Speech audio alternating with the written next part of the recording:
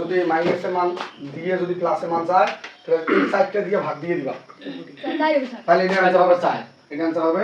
4 বুঝছো কিন্তু এটা আমরা রিটেল ম্যাথ কেমনে করব যত থাকবে তত দিয়ে রাখো রিটেল ম্যাথ কেমনে করব তাহলে ভিতরে একটা বাইরে একটা plus 2 x square y square plus ভিতরে একটা বাইরে একটা x স্কয়ার y স্কয়ার বেশি বেশি না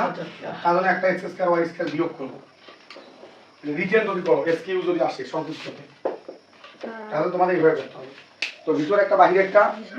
আবার 2x স্কয়ার y স্কয়ার একটা 2 জোর করে দিলাম তো দুইটা x স্কয়ার y স্কয়ার থেকে একটা যদি বাদ দাও ওই একটাই থাকে এখন আমরা এখানে লিখব a স্কয়ার y স্কয়ার মানে a square plus 2ab plus b square a plus b whole square লেখা হবে এই ভিতরেরটা a এই ভিতরেরটা b তাহলে a square plus 2ab plus b square a plus b whole square আর মাইনাস xy তারপর হোল স্কয়ার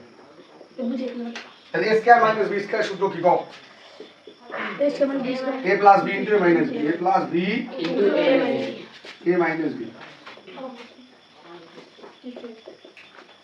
তো এই মাইনাসের মানটা আমাদের দেওয়া আছে যে x square minus xy plus y square x square minus xy